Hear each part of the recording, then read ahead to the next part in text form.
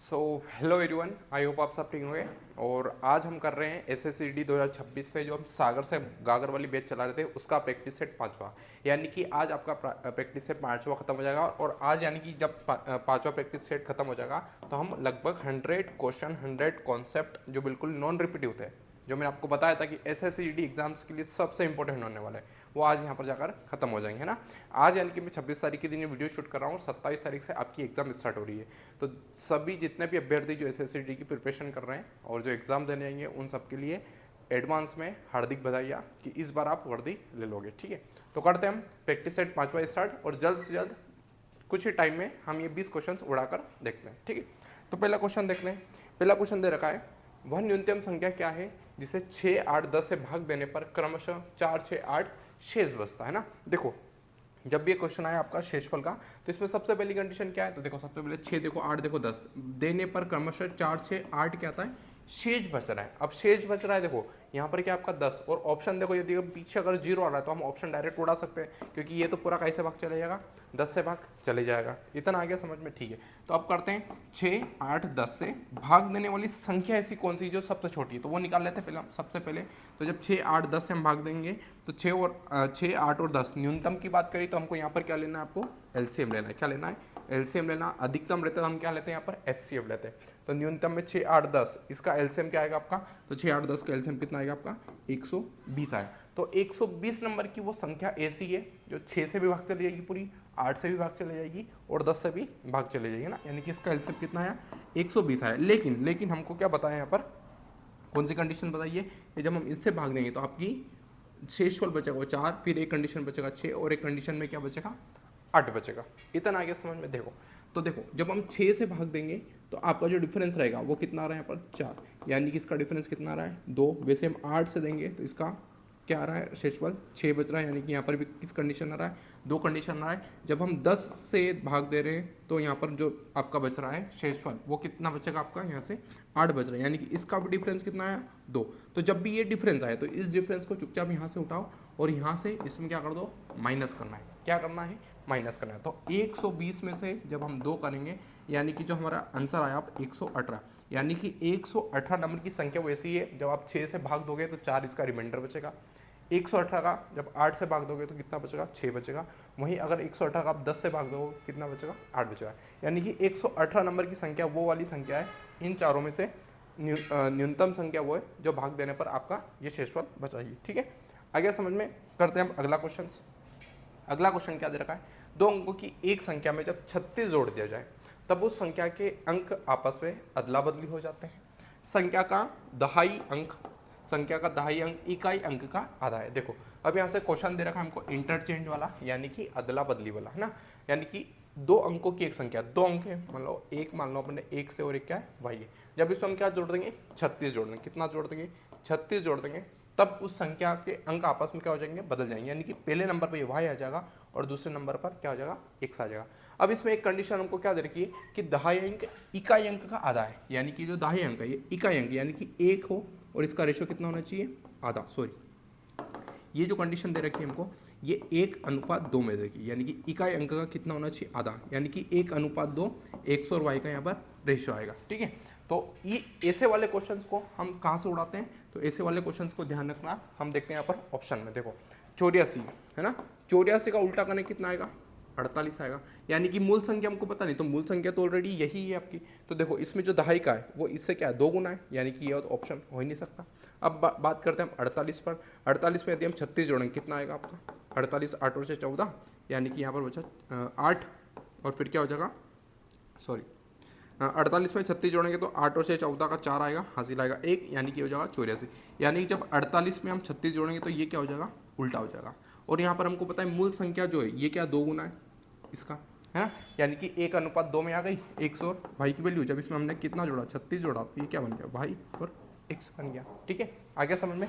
जब भी आपको क्वेश्चन कौन सा दिखे, ये इंटरचेंज वाला, अदला बदली वाला, तो इसमें हमको क्या देखना है, इसमें हमको ऑप्शन वैसा करना है, यानी कि इसका आंसर क्या हो जाएगा, बी फॉर भल्लाल देव या फिर बाहुबली। ठीक, करते हैं हम अगला क्वेश्चन।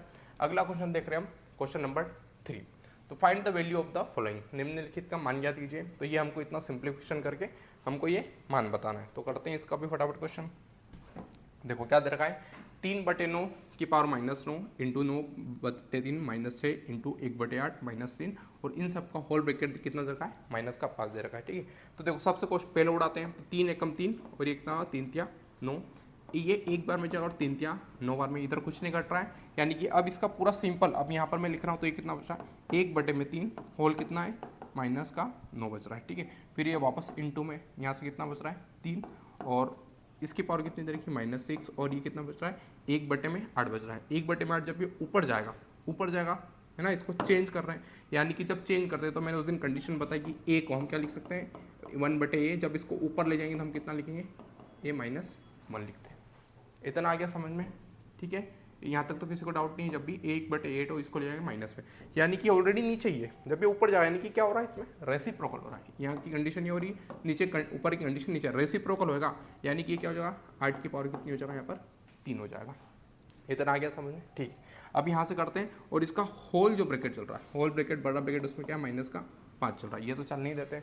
अगला करते हैं 1/3 है। अब जब इसको हम उल्टा करेंगे, इसको भी उल्टा करेंगे, सेम ये जो किया, तो ये माइनस का कितना बन जाएगा, प्लस का बन जाएगा। तो 3 की पावर कितनी हो जाएगी 9 इंटू यहाँ पर 3 की पावर कितनी है -6 और यहाँ पर 8 की पावर कितनी चल रही है 3 और होल ब्रैकेट में हमारा कितना चल रहा है यहाँ पर -5 तो चल ही रहा है। ठीक है, अब देखना, अब यहाँ पर देखना, अब क्या कर रहे हैं, अब ये क्या है, जब भी बेस सेम होती है पावर क्या हो जाएगी 8 हो जाएगी, यानी कि 3 9 में से प्लस कर रहे हैं तो 9 प्लस और ये क्या है -6 का है ना। तो कुल मिला के बाद क्या कर रहे हैं, यहाँ पे -6 कर रहे हैं, 9 में से 6 जाएंगे कितना बच रहा है आपका 3 बच रहा है। यानी कि ये जो यहाँ से यहाँ तक पूरी कंडीशन थी, इसका केवल आंसर कितना आया, 3 की पावर कितनी आई 3 है और इंटू 8 की पावर कितनी चल रही है आपकी 3 चल रही है और यहाँ पर होल में कितना चल रहा है -5 चल रहा है। इतना आ गया समझ में। देखना, अब देखना, अब देखो पावर सेम है तो हम इसका इंटू कर सकते हैं। तो 8 कितना हो जाएगा 24 हो जाएगा, कितना हो जाएगा 24 और कितना हो जाएगा 3 और होल ब्रैकेट कितना हो जाएगा -5। अब ब्रैकेट से ब्रैकेट की पावर क्या होती है, हमेशा इंटू होती है, यानी कि 3 का हम इंटू करेंगे -5 में कितना हो जाएगा 24 और ये कितना हो जाएगा -15 हो जाएगा। ठीक है, -15। देखो यहाँ पर ऑप्शन सारे अलग जाने, इससे बेस नहीं हो रहे, आगे करते हैं। जब माइनस का हम साइन हटाएंगे प्लस कराएंगे तो ये कितना हो जाएगा 1/24 और यहाँ पर कितना बच जाएगा आपका 15 बच जाएगा। ठीक है, अब देखो 15 किस किस में दिख रहा है, ये देखो 1/15 यहाँ दिख रहा है, 1/15 यहाँ पर, लेकिन यहाँ पर 3/यहाँ से और एक जगह है 3/72 है। तो इनका क्या है रेशो बन रहा है, देखो यहाँ पर अब क्या हो रहा है, वही हमारी सबसे इंपॉर्टेंट देखने की चीज़। देखो इस कंडीशन में 3 ऊपर अगर इंटू कर रहे हैं तो 3 का नीचे भी करना पड़ेगा। 3 का यदि इंटू हमने यहाँ पर किया तो ये क्या होगा 3 एकम 3 हो जाएगा और ऊपर भी करेंगे तो नीचे भी करेंगे तो 3 का 24 में कितना होगा 72 और होल पावर कितनी है आपकी 15 है। ठीक है, तो ये आंसर कौन सा है आपका डी वाला। देखो आगे आंसर क्या है इसका आंसर 3/72 और होल पावर कितनी है आपकी 15। तो देखो ये क्वेश्चन कोई भी घुमाने वाला नहीं था। जब हमने क्वेश्चन किया तो यहाँ तक हमको कुछ नहीं देखा, फिर हमको क्या लगा कि 15 तो इसका आ ही रहा है तो 15 वाले ऑप्शन को उठाए, फिर ऊपर हम यदि हमने 3 का इंटू किया नीचे भी क्या करना पड़ेगा 3 का इंटू। आगे समझ में। तो इसका आंसर क्या है 3/72, डी फॉर देवसेना या फिर धुरंधर। चलो करते हैं आगे अगला क्वेश्चन, क्वेश्चन नंबर आपका 4 है। तो राकेश, शिवम और एक और कौन है रुपेश। राकेश, शिवम और रुपेश का औसत भार कितना है 46 है। यदि राकेश और शिवम का औसत भार 40 है और शिवम और रुपेश का औसत भार कितना 48 है, तो शिवम का भार केजी में ज्ञात करो। तो यहाँ पर औसत वाला क्वेश्चन आ गया आपका। तो देखो सबसे पहले कौन है राकेश, फिर कौन है शिवम और फिर कौन है रुपेश है।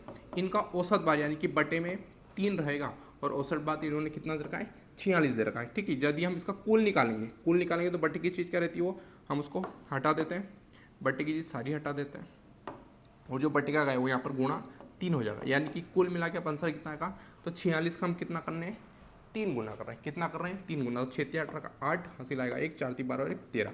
यानी कि जब आप राकेश, शिवम और रुपेश की तीनों को बिठाकर आयु अगर जोड़ोगे तो आंसर कितना आएगा 138 आएगा।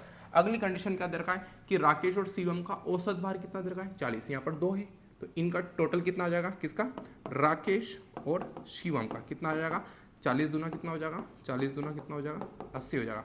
यानी कि राकेश और शिवम की कुल आयु कितनी यहाँ पर 80 है ना। हमको पता क्या करनी है शिवम की करनी है। देखो राकेश और इसी की अगर टोटल 80 है तो ये इसकी जगह हम कितना रख देते हैं 80 रख देते हैं, तो यहाँ से हमको रुपेश की पता चलेगी।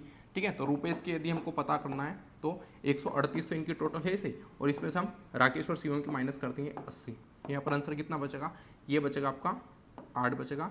13 में से 8 जाएगा तो कितना बच रहा है 5 58, यानी कि जो रुपेश की आयु है वो कितनी यहाँ पर आपकी 58 है। इतना आ गया समझ में। रुपेश की हमको एग्जैक्ट पता चल गई कितनी 58 है। अब यहाँ पर एक और कंडीशन दे रखी है हमको कि शिवम और रुपेश का औसत बार कितना दे रखा है हमको, किसका, रुपेश और शिवम का औसत बार हमको कितना दे रखा है यहाँ पर 48 दे रखा है। कितना दे रखा है 48। 68 से टोटल निकालना है तो 48 दूना कितना हो जाएगा 96, क्योंकि बात कितनी कर रहे हैं, दो लोगों की कर रहे हैं। रुपेश की ऑलरेडी हमको पता है कितनी 58, तो हमको पता है करनी है यहाँ पर शिवम की करनी है, तो कुछ नहीं करना है, ये रुपेश प्लस शिवम। रुपेश की जगह हमको कितनी रखनी है यहाँ पर, ये रखनी है आपको 58। कितनी रखनी है 58। 58 प्लस का हो जाएगा तो माइनस का हो जाएगा, यानी कि हमको शिवम की एज पता चल जाएगी। तो 96 माइनस 58 है ना, 96 में से 58 जाएगा, यानी कि 16 में से 8 गया तो कितना बचा 8, और इधर 8 में से 5 गया तो कितना बचा 3, यानी कि जो आप शिवम की आपकी एज आ गई ना, ये एज है किसकी, शिवम की, तो कितनी आई वो 38 साल आई। ठीक है, तो 38 ऑप्शन में दिख रहा है, ये रहा वापस डी फॉर धुरंधर और डी फॉर देवसेना। ठीक है, आगे बढ़ते हैं। अब देख रहे हैं क्वेश्चन नंबर 5 है।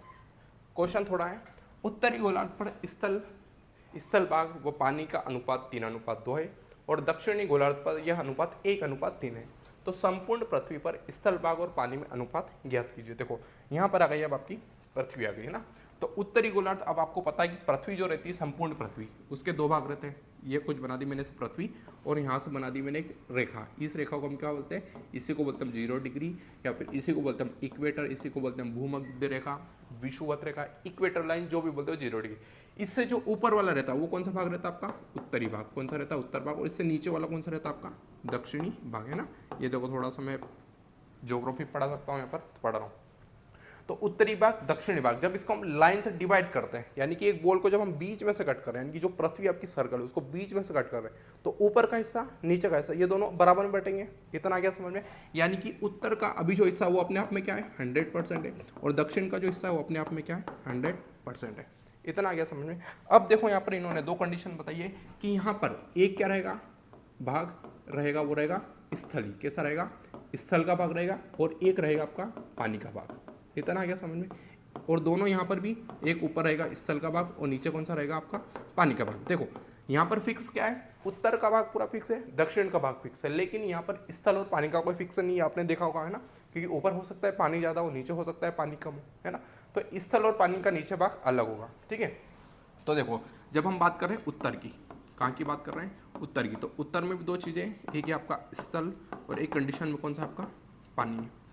ठीक है, तो देखो उत्तर में, उत्तरी गोलार्ध में आपका 3:2 में दे रहा है। कितना दे रखा है 3:2 में। यहाँ पर बता रहा हूँ मैं दक्षिणी भाग, तो दक्षिणी भाग में क्या हो रहा है, दक्षिणी भाग में आपका जो स्थल, एक है आपका स्थल है और एक है आपका पानी, इसका भाग यहाँ पर कितना हो रहा है, तो इसका हो रहा है 1:3 हो रहा है। कितना हो रहा है 1:1। इतना आ गया समझ में। देखो अब जब हम इसका जोड़ करने जाएंगे तो 3 और 2 कितना हो रहा है 5 हो रहा है, और इसका जब जोड़ करने या 3 और 1 कितना हो रहा है 4 हो रहा है ना। जब हमको पता है कि जब हम पृथ्वी का एक को दो हिस्से में करते हैं तो ऊपर का पार्ट भी 100%, नीचे वाला भी 100%, यानी कि दोनों को मान के आना चाहिए बराबर आना चाहिए, लेकिन यहाँ पर बराबर नहीं आ रहा है। तो इसको बराबर करने के लिए क्या करना पड़ेगा, जैसे 5 आ रहा है और इसका 4 आ रहा है, तो यहाँ पर हम 4 का गुणा कर देते हैं और यहाँ पर 5 का गुणा कर देते हैं, तो ये दोनों क्या हो जाएगा बराबर हो जाएगा। ठीक है, तो जब 5 और 4 का, तो आपस में यहाँ पर गुणा करेंगे, तो इसका गुणा मैंने यहाँ पर क्या इंटू 4 का, तो ये 5 कितना हो जाएगा 20 हो जाएगा। जब यहाँ पर मैंने 5 का गुणा किया तो ये भी कितना हो जाएगा 20 हो जाएगा। अब यहाँ पर हमेशा अनुपात की एक खासियत होती है, यदि एक जगह आप काय का भी गुणा कर रहे हो तो उस पूरे अनुपात में गुणा होता है ना। जब हमने यहाँ पर 5 का गुणा किया तो यहाँ पर भी क्या हो जाएगा 5 का, यहाँ पर भी हो जाएगा 5 का, यानी कि अब जो स्थल की वैल्यू यहाँ पर कितनी आ रही है 5 आ रही है, और यहाँ 5 से कितना हो जाएगा 15। सेम कंडीशन 4 का किया तो यहाँ पर भी 4 का करेंगे, तो ये 4 दूना कितना हो जाएगा 8, सेम यहाँ पर भी करेंगे 4, तो 4 कितना हो जाएगा 12, यानी कि अब स्थल उत्तर का, स्थल और पानी आपका दक्षिण का कितना हो जाएगा 12:8 और 5:17 है ना। अब आपको क्या अपनाना, संपूर्ण पृथ्वी पर स्थल भाग और पानी का, है ना। तो पूरे पृथ्वी का जब निकालने जाएंगे हम, है ना, यहाँ पर करते हैं पूरी पृथ्वी का निकालने जाएंगे, यानी कि पूरी पृथ्वी का निकालना है, तो उत्तर और दक्षिण में क्या कर देंगे जोड़ देंगे हम। ठीक है, तो 12 और 5 कितना होता है 17 हो जाएगा, और 8 और 15 कितना हो जाएगा 23 हो जाएगा। यानी कि अब जो आपका संपूर्ण पृथ्वी का रेशियो निकल गया किसका, स्थल का और पानी का, तो वो कितना हो जाएगा 17:23। तो इसका आंसर क्या हो जाएगा वापस से डी फॉर देवसेना या फिर डी फॉर धुरंधर। ठीक है, अगला करते हैं, आगे बढ़ते हैं। हाँ, अगला क्वेश्चन है क्वेश्चन नंबर 6। तो देखो एज वाला क्वेश्चन है, बहुत इजी क्वेश्चन है। तो माँ और पुत्री की वर्तमान आयु 7:2 है, 12 वर्ष के बाद उनकी आयु का अनुपात 9:4 होगा। माँ की वर्तमान आयु कितनी है? ठीक है, देखो अब हमको क्या दे रखा है यहाँ पर, एक दे रखी है मदर की आयु और एक दे रखी है हमको उसकी डॉटर यानी कि उसकी पुत्री की आयु, है ना। माँ की आयु वर्तमान के अंदर, वर्तमान यानी कि प्रेजेंट में हमको कितनी दे रखी है, प्रेजेंट में आपको दे रखी है 7:2, है ना। और यहाँ से 12 वर्ष बाद प्लस 12 वर्ष बाद कितनी दे रखी है हमको, 9:4 दे रखी है। इतना आ गया समझ में, यहाँ तक किसी को डाउट तो नहीं? ठीक है, देखो 12 वर्ष बाद ये वर्तमान की और 12 वर्ष बाद है, तो यहाँ से 2 से 4 कितना पड़ा आपका, लगभग ये भी कितना पड़ता है, 2 बढ़ रहा है, और 7 से 9 ये कितना बढ़ा है, प्लस 2 बढ़ा है, यानी कि हमारे हिसाब से कितना बढ़ रहा है, 2 बढ़ रहा है, लेकिन क्वेश्चन के हिसाब से हमको कितना बढ़ाना है यहाँ पर, प्लस 12, यानी कि 12 वर्ष बताना। जब हम एक की वैल्यू यहाँ से पता कर लेते हैं तो एक की वैल्यू हमारे पास कितनी आ जाएगी, 12/2, यानी कि एक की वैल्यू कितनी आ जाएगी, 6। ठीक है, तो क्वेश्चन क्या पूछा है, माँ की वर्तमान आयु और पुत्री की वर्तमान आयु, माँ की वर्तमान आयु कितनी है। तो माँ की जब एक की वैल्यू हमको पता चल गई तो हम वर्तमान में इसका गुणा करते हैं, तो इसका गुणा हमको करना है इसमें, किसमें, 7 में, तो इंटू 6 करें तो 7 कितना होता है आपका 42 ईयर। किसकी है, इसकी माँ की आयु रहेगी, तो किसकी रहेगी, सी, 6 छन छन छन। ठीक है, अब बढ़ते हैं आगे, क्वेश्चन देख रहे हैं अगला, क्वेश्चन नंबर 7वां। एक चुनाव में एक उम्मीदवार को कुल वोटों के 75% वोट प्राप्त हुए। यदि कुल वोटों का 20% वोट को अवैध घोषित कर दिया गया तो कुल वोटों की संख्या 5,60,000 है। तो उस उम्मीदवार के पक्ष में वैध वोटों की संख्या कितनी है ना, यानी कि यहाँ पर वोटिंग वाला काम रहा है। अब वोटिंग में 2 पार्टी है ना, और उन 2 पार्टी में से जो टोटल वोटों की संख्या कितनी है, इतनी है 5,60,000, लेकिन वैध मत कितने, केवल 75, यानी कि जो 25% है उनको हटा दो यहाँ पर, और उसमें से भी 75 में से आपको 20% वोट को अवैध घोषित करना है। आ गई बात सामने? तो देखो अब यहाँ पर क्या करना है, देखो दिया गया कुल वोटों की संख्या कितनी है आपकी, 56,000 है, सॉरी 5,60,000 है ना। यदि कुल वोटों के 20% वोट को अवैध घोषित करें, यानी कि वोट कितने पड़ेंगे यहाँ पर, 80% पड़ेंगे, 20% तो चले गए, 100 में से कितने गए, 20% चले गए, यानी कि कितने बचा हम यहाँ पर 80% बने। और 80% का आपको फ्रैक्शन बता, जब भी परसेंटेज ज़्यादा बटे में आएगा 100, ये 2 जीरो, यानी कि 4/5 वोट हमको डाले गए, है ना, यानी कि 4/5। अब इस 4/5 में से एक चुनाव में एक उम्मीदवार को कुल वोट में को 75% वोट प्राप्त हुए, ना, तो उसी को तो पढ़ें कि उम्मीदवार के पक्ष में कितने वोटों की कुल संख्या है, यानी कि 75% उसको वोट, और 75% का फ्रैक्शन कितना होता है, 3/4 होता है। कितना होता है, 3/4। बस इसको सोल्व कर लो, पूरा आंसर आ जाएगा। उड़ाते हैं, ये 4 से 4 गया, और इसको उड़ाते हैं लगभग 56 को, तो ये चलेगा 5 × 5 और 5 दूना 5 × 5, और ये चल जाएगा आपका, ये क्या हो रहा है, 5 × 5 और ये 5 दूना 10, यानी कि 56 × 10 इंटू कितना हो जाएगा, 1000 हो जाएगा। ठीक है, 3 दूना कितना हो जाएगा, 6, और 56 का जब 6 गुना करेंगे हम, कितना, 56 का 6 गुना, 6 36 का 6, यहाँ से 3, 6 × 30 और 336, और ये कितने बच रहे आपके, 3 जीरो यहाँ पर बच रहे हैं, तो 3,36,000। तो ए फॉर आओ कभी शहर में। ठीक है, तो ये इसका आंसर है। ये तो केवल मेरी कैलकुलेशन ट्रिक थी, आपको केवल यहाँ समझना था कि 56,000 किसे इंटू 4/5 हुआ है और इंटू 3/4 हुआ है। ठीक है, आगे समझ में, बढ़ते हम आगे। अगला क्वेश्चन देख रहे हैं। अगला क्वेश्चन आपका 20,240 में किसी वस्तु को बेचने पर एक दुकानदार को 8% की हानि होती है, तो 12% के लाभ अर्जित करने के लिए उसे उस वस्तु को किस कीमत पर बेचना चाहिए, रुपए में हमको बताना है। देखो वापस से लाभ और हानि का क्वेश्चन आ गया। एक व्यक्ति क्या कर रहा है, एक किसी वस्तु को इतने में बेचकर 8% की हानि उठा रहा है ना। तो 8% की हानि से पहले हमको उसकी 100% वैल्यू पता करनी पड़ेगी। जब 100% वैल्यू हम पता कर लेंगे तो हमको उसकी 12% ज़्यादा वैल्यू पता है ना, क्योंकि 12% का वो यहाँ पर लाभ अर्जित कर रहा है। तो देखो कर लेते जल्दी से। 20,240 में किसी वस्तु को बेचने पर एक दुकानदार को 8% की यहाँ पर हानि हो रही है। 8% की हानि हो रही है, यानी कि वो वस्तु कितने में बेच रहा है उसको, 92% में। कितने में बेच रहा है, 92% में। प्रतिशत होता है बटे में कितना आएगा, 100, और इक्वल टू हमको कितना रखना है, 20,000। आपका आंसर कितना है, 240 रखना है, 20,240 रखना है। ठीक है, अब यहाँ से हम 100% की वैल्यू निकाल लेते हैं जल्दी से। तो देखो 92 एकम 92 और 92 दूना होता है कितना, 184 होता है। तो ये लगभग 2 बार में चल जाएगा कितना, 184। कितना हो रहा है, 184। 184 में जब हम 202 में से 184 काटे कितना बचेगा लगभग, तो 84। ये भी कितना बच रहा है, 18 बच रहा है। तो यहाँ पर ये बन गया वापस 184, तो ये वापस कितनी बार में जाएगा, 2 बार में, कितनी बार में, 2, और 1 0 ये बच रहा, यानी कि यहाँ पर क्या बचा है, 1 इंटू 1/100 इक्वल टू 220। अब जब ये 100 बटे में इधर जाएगा तो इंटू हो जाएगा, यानी कि अब कुल मिला के हमारी बात क्या आ गई है कि जो x की वैल्यू है 100% की वो कितनी आ गई यहाँ पर, इतनी आ गई है, इतना आ गया, यानी कि 22,000 उसकी वैल्यू है। जब वो 8% हानि बेचता है तो वो 20,240 बेचता है, इसकी 100% यहाँ पर वैल्यू हो गई। अब हमको पता क्या है, यहाँ पर 12% का लाभ अर्जित कर रहा है वो केवल, यानी कि अब हमको इस पर 112% की वैल्यू निकालनी है। 2 0 से ये 2 0 कैंसिल, 112 का 2 गुना, यानी कि 112 में आपको 22 का गुणा करना है, ये सब कैलकुलेशन ट्रिक है। तो 112 का 22 में गुणा करें कितना का, 224, सेम एक बार आएगा है 224, ठीक है, 4 6 4 ये और एक आपका 24, यानी कि 24,640 में बेचेगा इसको, तो उसको कितने प्रतिशत का लाभ होगा, 12% का, है ना। तो इसका आंसर कितना हो जाएगा, C4 छन छन छन, ठीक है। आगे क्वेश्चन समझ, देखो क्वेश्चन तो बहुत ईजी है, यदि आपने एक बार पढ़ने से कॉन्सेप्ट समझ आ गया तो आप एग्जाम को फोड़ सकते हो ना। लगभग 20 क्वेश्चन होते हैं, 20 क्वेश्चन में से लगभग 1 या 2 क्वेश्चन ऐसे आएंगे जो थोड़े से आपको लेंदी लगेंगे या फिर उसको समझने में दिक्कत आई, तो उन क्वेश्चन को आप स्किप करना भी, अगर एक ही बार में आप सोच रहे हो उनको ईगो पर लेकर किसी क्वेश्चन को, तो आप ये सबसे बड़ी गलती करते हो क्वेश्चन के अंदर, है ना। देखो होता ये है कि जब हम एग्जाम के अंदर कोई सा भी पेपर लगा रहे हैं, कोई सा भी, यानी कि मॉक टेस्ट ही लगा रहे हैं, है ना, 100 क्वेश्चन रहता है, देखो 100 में से 100% किसी की भी एक्यूरेसी नहीं होती है ना, किसी की होती इक्का दुक्का, है ना, गॉड ग्रेस। तो 100 में से 100 क्वेश्चन की एक्यूरेसी किसी की नहीं होती है, लगभग आप 90 to 95 क्वेश्चन कर सकते हो। और ये जो 5 क्वेश्चन बचते हैं ना, ये आपको केवल काय के लिए आते हैं, उलझाने के लिए, काय के आते हैं, उलझन में डालने के लिए आते हैं, लेकिन हमको उलझन में नहीं पढ़ना है, इस उलझन को हटना है। इन 5 क्वेश्चन को, जैसे आप 8 को कैसे स्किप करते हो, वैसे इन 5 क्वेश्चन को फट से स्किप कर दो। 10 सेकेंड 8 अगर 30 सेकंड का तो 4-5 सेकंड चलता है और स्किप का बटन जाता है ना, सेम उस क्वेश्चन पे अगर टाइम दे रहे हो आप 20 सेकंड, तो 3 से 4 सेकंड में आपको समझ आ जाएगा कि क्वेश्चन मेरा करा या नहीं करा, स्किप। आ गई बात समझ में, ठीक है।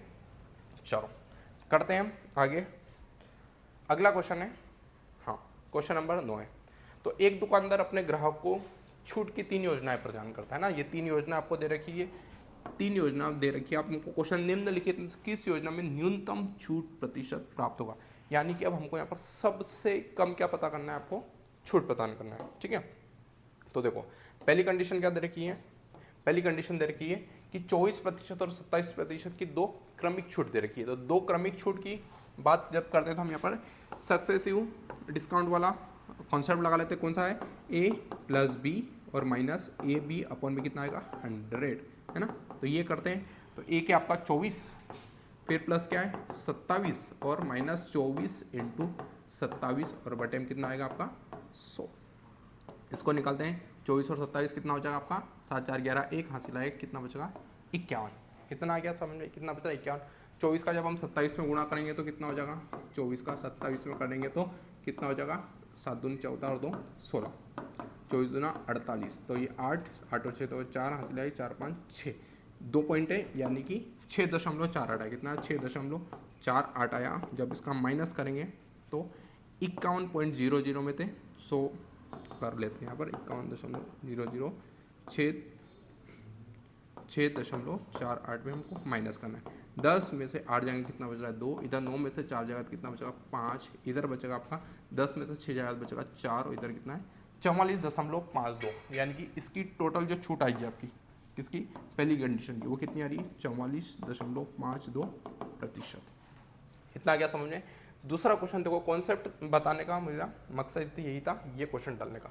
पहली कंडीशन तो इतनी कुछ है ना, तो लगभग कितना रहा 44.52। अब देखना 5 खरीद पर 3 मुफ्त पाए, कितने पा रहे 5 खरीद पर मुफ्त पाए। तो इसका एक फॉर्मूला याद रखना, डिस्काउंट प्रतिशत ऊपर लिखना, फ्री आइटम और यहाँ पर बटे के अंदर क्या आएगा टोटल आइटम और इनटू रहेगा आपका 100, कितना रहेगा 100 रहेगा। देखो ये वाला जो क्वेश्चन है ना, ये बहुत ही इंपॉर्टेंट कॉन्सेप्ट है, याद रखना। जब भी आपका ये वाला क्वेश्चन 5 खरीद पर 3 मुफ्त पाए, है ना, तो डिस्काउंट प्रतिशत इक्वल टू फ्री आइटम बटे में टोटल आइटम और इनटू क्या करना है आपको 100 करना है, ठीक है। अब देखो ये कैसे होगा, 5 खरीद रहे और 3 मुफ्त में, यानी कि टोटल कितने हो रहे हैं आपके 8 हो रहे हैं, कितने हो रहे हैं 8 हो रहे हैं, और 3 मुफ्त यानी कि फ्री आइटम कितने मिल रहे हैं यहाँ पर 3, और इनटू यहाँ पर क्या करना है आपको 100 करना है। तो ये लगभग कितनी बार में चलेगा 4 दूना 8 और ये 25 या 75, सॉरी ये लगभग जा रहा है आपका 25 बार में, है ना। 25 चौक 100 जाए तो 25 से कितना हो रहा है 75 और बटे में कितना आएगा 2, यानी कि इसका निकालेंगे तो कितना रहा 37.5%। कितना आ रहा है 37.5%। इसका कितना आ रहा है आपका 37.5%, यानी कि ऊपर वाले से तो ये कम ही है, तो ये कितना रहा है 37.5%। ठीक है, अब इसका निकाल लेते हैं सी वाले का। सी वाली कंडीशन क्या आ रही है आपकी, देखो 6 खरीद और 10 पाए। देखो 6 खरीद रहे और 10 पा रहे हैं, यानी कि टोटल कितने हैं 10 है। 6 तो हम खरीद रहे हैं और पाए कितने हैं, यानी कि टोटल हम 10 ले रहे हैं, यानी कि हमको फ्री यहाँ पर कितने मिल रहे हैं, केवल और केवल 4 फ्री मिल रहे हैं ना। ये याद रखना, डिस्काउंट प्रतिशत फ्री कितने मिल रहे हैं हमको 4, टोटल कितने हमारे पास 10 है, इंटू में कितना होगा 100, एक जीरो से एक जीरो कैंसिल, यानी कि टोटल यहाँ पर छूट प्रतिशत कितनी है 40। तो इसकी कितनी आ रही है 40। तो हमको क्वेश्चन क्या दिखा है कि सबसे न्यूनतम छूट, तो 44, 52, 37 या फिर ये किसका है बी वाला, यानी कि आंसर कौन सा आएगा ए। आओ कभी शहर में, कौन से शहर में, तो जिस भी शहर से आप ये वीडियो देख रहे हो जल्दी से कमेंट में बताओ कि कहाँ से देख रहे हो। ठीक है, चलो आगे बढ़ते हैं। क्वेश्चन नंबर 10 देख रहे हैं। क्वेश्चन नंबर 10 है वार्षिक साधारण ब्याज ना, ऐसा का क्वेश्चन है आपका। वार्षिक साधारण ब्याज की समान दर पर विपुल 5400 रुपये की राशि का निवेश करता है और विजय 9400 रुपये की राशि का निवेश करता है। यदि 4 वर्ष के अंत में विजय को विपुल से 840 रुपये अधिक ब्याज प्राप्त होता है तो वार्षिक ब्याज की दर ज्ञात कीजिए। देखो यहाँ पर क्या दे रखा है हमको, साधारण ब्याज वाला क्वेश्चन दे रखा है। साधारण ब्याज का क्वेश्चन जब भी आया तो आपको पता है कि साधारण ब्याज हमेशा प्रत्येक वर्ष का रहती है, समान रहती है। बढ़ती कौन सी है यानी कि बदलती कौन सी है, तो वो बदलती है आपकी चक्रवृद्धि ब्याज बदल जाता है यहाँ पर। अब यहाँ पर देखो विजय को विपुल से ज़्यादा मिले, यानी कि विजय को ज़्यादा मिल रहे हैं, यानी कि विजय माइनस क्या करेंगे हम विपुल करेंगे। विपुल से कितना मिल रहा है इसको 840 मिल रहा है, यानी कि इसने कुछ पैसे लिए उधार में, इसने भी कुछ पैसे दिए उधार में, तो इसको ज़्यादा मिल रहे हैं इसको कम मिल रहे हैं। तो इसको ज़्यादा मिल रहे हैं तो यहाँ पर हमको ज़्यादा वैल्यू रखनी है, यहाँ पर कम मिल रहे हैं तो कम वैल्यू रखनी पड़ेगी। ठीक है, तो यही कॉन्सेप्ट था हमारा। तो विजय की बात कर लेते हैं सबसे पहले। तो विजय 9400 रुपये की राशि निवेश कर रहा है, कितने कर रहा हो 9400 रुपये की राशि है ना। जब हम बात कहीं कर रहे हैं एसआई का, तो एसआई का फॉर्मूला क्या था, SI equal to P into R into T और अपन में कितना होता है 100, है ना। ये एसआई को हमने एसआई यानी कि सिंपल इंटरेस्ट साधारण ब्याज को हमने यहाँ रखा और बाकी ये सारी चीज़ें इधर रखा है, तो इसमें से इसको माइनस करेंगे तो आंसर क्या आएगा हमारा ये ऐसा आएगा। ठीक है, 9400 रुपये और हमको टाइम कितना दर का है निवेश करता है 94 को निवेश कर दिया, यदि 4 वर्ष, तो यानी कि टाइम हमको सारी कंडीशन में 4 लेना है। हमको पता क्या करना है, यहाँ पर रेट पता करना है और बटे में क्या आपका 100 तो चल ही रहा है। सेम आपको विपुल का याद करना है, विपुल का कितने कर रहा है 5400 कर रहा है, 4 वर्ष के लिए कर रहा है ना। रेट हमको यहाँ से भी पता करना है और नीचे क्या देखा है ऑप्शन में 100 का है आपका फॉर्मूले का। ठीक है, इतना गया। अब इसको इंटू कर लेते हैं, उड़ा देते हैं इनको 100 से 100 कहाँ जाएगा भैया, चलो उड़ा देते हैं। ये 2 जीरो से ये 2 जीरो कैंसर, ये 2 जीरो से ये 2 जीरो कैंसर। इतना आ गया समझ में। ये 4 आर यहाँ पर भी है, 4 आर यहाँ पर, 4 आर को हम क्या ले रहे हैं यहाँ पर कॉमन ले रहे हैं, तो 4 आर ब्रैकेट में आपका बचा कितना 94 माइनस 54 और इक्वल टू कितना है 840, कितना है 840 है। ठीक है, इसको वापस 4 आर 94 को 40 54 में यार आंसर कितना ना 40 और इधर बचेगा 840, है ना। तो 4 एकम 4, 4 दूना 8, 4 एकम 4 और 0, यानी कि अब जो आपका फाइनल यहाँ पर बचा है वो कितना बचा है यहाँ पर आर क्रॉस 40 इक्वल टू 210, एक जीरो से एक जीरो वापस कैंसिल, आर इक्वल टू 21 बटे में 4। ठीक है, इतना क्या समय, तो कितनी बार में जा रहा है लगभग, तो ये जाएगा 5 चौक 20 बचा 1, जब 4 दूना 8 और ये बचेगा ये, यानी कि 5.25% आपका यहाँ पर रेट आया। तो वापस से डी इसका आंसर आ जाएगा, है ना। कितना आएगा 5.25। ठीक है, देखो कॉन्सेप्ट बहुत इजी था, केवल हमको यहाँ पर देखना क्या है कि किसको सबसे ज़्यादा यहाँ पर लाभ हो रहा है। तो विजय को विपुल से मिल रहा है इसलिए विजय को पहले रखी, विजय की सारी चीज़ें हमने यहाँ रखी और इसमें से ये माइनस किया, इसलिए आंसर ये आया, है ना। हमको यहाँ पर रेट पता करनी थी इसलिए हमने केवल दोनों जगह क्या लिया आर लिया, है ना। देखो यहाँ पर लिखा है समान दर से लिखा है, इसलिए हमने रेट के लिए यहाँ पर केवल एक ही रखा है। ठीक है, तो ये 10 क्वेश्चन आपके समाप्त होते हैं। करते हैं अब अगला क्वेश्चन, क्वेश्चन नंबर है 11। तो देखो क्वेश्चन नंबर 11 है, तो 9000 की धनराशि पर 2 वर्ष के लिए 32% की वार्षिक दर से चक्रवृद्धि ब्याज वार्षिक रूप से संयोजित कितना होगा, है ना। अब यहाँ पर हम बात कहीं करें चक्रवृद्धि ब्याज वाला, ये क्वेश्चन आ गया है चक्रवृद्धि ब्याज वाला, तो हम बना लेते हैं यहाँ पर क्या पूरा मकड़ी का जाला, यानी कि रंगोली बनाएंगे। देखो 9000 की धनराशि है 2 वर्ष के लिए दी जा रही है, 32% की वार्षिक दर, है ना, यानी कि 9000 रुपये उसका प्रिंसिपल है, प्रतिशत कितना है 32%। कितना है? 32% है। 2 साल के लिए, इसलिए हमने 2 यहाँ पर लाइन खींच दी है। और पहली कंडीशन में कितना हो रहा है तो उसको उड़ा कर देखते हैं। ये 2 जीरो से ये 2 जीरो, 32 का 9 दूना कितना हो जाएगा? तो कितना हो जाएगा? 9 दूना 18 का 8 हासिल है, 9 थे 27 और 1 28, कितना रहा? 2880। और यहाँ पर हो रहा 2880। अब आपको ये पता है कि ये जो पहली लाइन होती है जब भी हम रंगोली बनाते हैं तो ये पहली लाइन क्या होती है आपकी? SI, सब इंस्पेक्टर नहीं, सिंपल इंटरेस्ट, साधारण ब्याज की होती है ना। जब साधारण ब्याज पर हम वापस से 32% निकालेंगे तो यानी कि हमारा क्या आ जाएगा यहाँ पर? चक्रवृद्धि ब्याज आएगा। क्या आ जाएगा? चक्रवृद्धि ब्याज।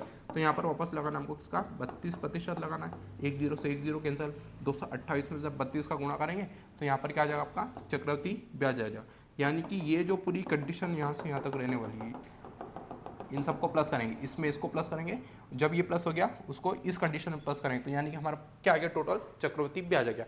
जब हम चक्रवृद्धि ब्याज यानी कि जो ये आपका CI आएगा, इसको जब हम इसमें प्लस कर देंगे काय में? प्रिंसिपल के अंदर, तो आपका कुल मिला के क्या आ जाएगा? ये अमाउंट आ जाएगा। क्या आ जाएगा? पूरा अमाउंट हो जाएगा। ठीक है, तो अब मुझे कमेंट में इसका आप चक्रवृद्धि ब्याज निकालो, इन सबको प्लस करना और इसी को प्लस करके आप जब 9000 करोगे तो इसका आंसर इन 4 ऑप्शन में से एक 100% होने वाला है। ठीक है, तो मुझे इस क्वेश्चन का आप आंसर कमेंट में देकर बताना। ठीक है, आगे बढ़ते हम देखने क्वेश्चन नंबर 12।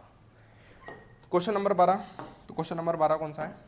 तो A किसी कार्य को 15 दिनों में पूरा कर सकता है और B उसी कार्य को 20 दिनों में पूरा कर सकता है। यदि वे 4 दिनों तक एक साथ कार्य करें तो कार्य का कितना हिस्सा शेष रह रहा है ना? हो नहीं रहा है, शेष रह रहा है। तो A किसी कार्य को यहाँ पर कितने दिन में कर रहा है? आपका 15 दिन में कर रहा है। B उसी कार्य को कितने दिन में कर रहा है? 20 दिन में कर रहा है ना? तो इनका सबसे पहले हम क्या निकालते हैं यहाँ पर? टोटल कार्य। टोटल कार्य कैसे? यानी कि आपका टोटल जो आपका वर्क रहेगा, टोटल वर्क जब कब निकालते हैं? जब हमारे पास दिन दे रखे हैं। तो जब दिन दे रखे हम तो समय कार्य, यानी कि 15 और 20 का आपको क्या लेना है यहाँ पर? LCM। और 15 और 20 का LCM कितना आएगा? 60 आ रहा है। कितना आ रहा है? 60 आ रहा है। तो 15 का जब हम 60 से गुणा करेंगे, कैसे करेंगे? 4 से। जब हम 15 का गुणा 3 से 20 का गुणा 3 से करें तो आंसर कितना आएगा? 60। यानी कि अब हमको यहाँ से ये समझ आ रहा है कि ये जो व्यक्ति A है ये एक दिन में कितना कार्य कर रहा है? 4। अब एक दिन में 4 यानी कि 15 दिन में पूरा 60 काम कर देगा। ये जो व्यक्ति B है, जो भी आपको नाम रखना है, ये व्यक्ति एक दिन में 3 काम करेगा यानी कि 20 दिन में टोटल कितना कर देगा आपका? 60। यानी कि यही आपका क्या है यहाँ पर? टोटल वर्क है। ठीक है, अब देखो यदि वे 4 दिनों तक एक साथ कार्य करेंगे, कौन? A और B, यानी कि आपको A और B ये एक साथ कार्य कितने दिनों तक करेंगे? 4 दिन तक करेंगे। तो इनको 4 दिन तक कार्य करवा लेते हैं। अब यहाँ पर हम इनकी कार्य क्षमताएं देखनी है, दर देखना है। तो A कितना कर रहा है? एक दिन में 4 कर रहा है। वहीं B कितना कर रहा है? आपका 3 कर रहा है। और कितने दिन तक करेगा? 4। तो 4 और 3 कितना हो जाएगा? 7 और इंटू 4, यानी कि ये 4 दिन में टोटल कितना काम कर देंगे? 28 कार्य खत्म कर देंगे। कितना करेंगे? 28। तो हमको पूछा गया कि शेष कार्य का हिस्सा पूछा है ना। तो जब हम 60 में से 28 को माइनस करेंगे तो हमारा शेष कार्य रह जाएगा। तो 60 में से 28 माइनस कर दो, कितना आएगा? 10 में 60 जाएगा, कितना बचेगा? 2। और 5 में से 2 जाएगा, बचेगा कितना? 3। यानी कि 32 कार्य शेष बचा, लेकिन हमको हिस्सा बताना है। तो हिस्सा हम कहीं बताएंगे उसके 60 में, यानी टोटल वर्क से। ठीक है, तो कहीं से कट जाएगा? ये 4 से कट जाएगा। तो ये कितने? 8 चौक 32 और 15 चौक 60, यानी कि 8/15 ऐसा हिस्सा है जो अभी और बचा है। 4 दिनों में इन्होंने कितना कर दिया? लगभग 7/15 कार्य कर दिया, लेकिन 8/15 काम अभी भी यहाँ पर बचा है। यानी कि इसका आंसर क्या आएगा? A। आओ कभी शहर में। ठीक है, तो ये था 12वां क्वेश्चन। अब है आपका 13वां क्वेश्चन। तो 13वां क्वेश्चन है, A एक टंकी को 15 दिनों में भर सकता है, B उसी टंकी को 25 दिनों में भर सकता है। वे 5 दिनों तक एक साथ मिलकर उसी टंकी को भरते हैं। शेष टंकी A और C द्वारा 4 दिनों में भरा जाता है। C अकेले उसी टंकी को कितने दिनों में भर सकता है ना। अब ये टंकी की बात कर रहे हैं ना। तो A एक व्यक्ति है, यहाँ पर भी B है, और एक यहाँ पर तीसरा व्यक्ति आता है C। जब तीसरा आता है तो लाइफ पूरी गड़बड़ा जाती है। ठीक है, चलो समझते। तो A एक टंकी को 15 दिन में भर रहा है। कितने दिन भर रहा है? 15 दिन में भर रहा है। B जो है एक टंकी को कितने दिन में भर रहा है? 25 दिन में भर रहा है ना। और वे 5 दिनों तक साथ मिलकर उसी टंकी को भरते हैं और शेष टंकी A और C 4 दिनों में भरा जाता है। तो C अकेले उस टंकी को कितने दिन में भर सकता है ना। यानी कि 15 और 25 का सबसे पहले हम एलसीएम लेते हैं। तो 15 और 25 का एलसीएम कितना लेते हैं? तो ये लगभग कितना जाएगा आपका? 150 रहा। तो ये लगभग कितनी बार में हो जाएगा? 10 बार में, और ये हो जाएगा 6 बार में। यानी कि एक जो व्यक्ति है A, वो एक दिन में 6 कार्य करता है, सॉरी 10 कार्य करता है, इसलिए 15 दिन में वो 150, यानी कि लीटर ही उसकी क्षमता है। तो 150 लीटर की जो टंकी है वो एक दिन में 10 लीटर पानी भरता है, तो 15 दिन में 150 लीटर भर देगा। बी जो है वो एक दिन में 6 लीटर पानी भर रहा है, 25 दिन में वो कितना भर देगा वापस 150 लीटर, कितना भर देगा 150 लीटर। इतना आ गया समझ में। देखो अब सेम यही कंडीशन है कि वो भी ए प्लस बी साथ में कार्य कर रहे हैं और कितने दिन तक कर रहे हैं, वो 5 दिन तक कर रहे हैं। कितने दिन तक, 5 दिन तक कार्य कर रहे हैं। इतना आ गया समझ में। और टंकी को भरते हैं और शेष यानी कि बचा कितना, प्लस बचा, और ए और सी मिलकर यानी कि ए प्लस सी मिलकर उसको 4 दिनों में भरा जाता है। कितने दिन में, 4 दिनों में भरा जाता है। यानी कि टोटल जो पानी रहेगा वो आपका 150 लीटर पूरा फिलअप हो जाएगा। यानी कि अब ये इक्वेशन आपकी यहाँ बन गई। यहाँ से आपको सी की क्या ज्ञात करनी है, यहाँ से कार्य क्षमता है। जब सी की कार्य क्षमता करनी है इसमें बटे देंगे तो सी अकेला उस टंकी को कितने दिन में भरा है वो हमको ऐसे पता चल जाएगा। तो ए प्लस बी की जगह हमको क्या रखना है, 10 और 6। तो 10 और 6 कितना होगा, 16, और 16 का 5 गुना कितना होता है, 80 होता है। कितना होता है, 80। बस ए की हमको केवल पता है कितनी है, 10 प्लस सी, और इंटू कितना है 4, और ये कितना है 150। इतना आ गया समझे। ये प्लस का सी है, उधर का सी है, 15 में से 8 जा रहा है आपका। कितना जा रहा है, 15 में से 8 जा रहा है। कितना बच रहा है, केवल यहाँ पर 70 बच रहा है। 4 दाम कितना हो रहा है, 40 प्लस 4 सी। ठीक है, अभी इक्वल टू करता हूँ। ये इधर क्या है, प्लस का 40 हो जाएगा तो माइनस का 40 हो जाएगा। तो 40 में से 70 में से 40 जाएगा तो कितना बचेगा, 30। और यहाँ पर कितना बच रहा है, सी 4। अब ये 4 जो है आपका, है ना, ये 4 है, यहाँ से उठेगा तो बटे में आया तो कितना हो जाएगा आपका, कितना हो जाएगा 30/4। जब इसको हम कट करना चाहते हैं या फिर इसको ऐसा ही रहने देते हैं, यानी कि ये क्या गई अभी, सी की क्या गई, कार्य क्षमता। क्या गई, कार्य क्षमता, यानी कि उसी की क्या है, इफिशियंसी है। इतना आ गया समझ में, इतना आ गया समझ में। ठीक, अब देखना, अब हमारे पास टोटल कार्य कितना है, ये दे रखा है। यहाँ से हमको सी का क्या पता करना है, समय पता करना है। तो टोटल कार्य हमारे कितना है, 150, और सी की कार्य क्षमता रखते हैं नीचे। तो कार्य क्षमता कितनी हमारी 30, और बटे में 4 है तो बटे की चीज़ ऊपर चलेगी तो गुणे में हो जाएगी।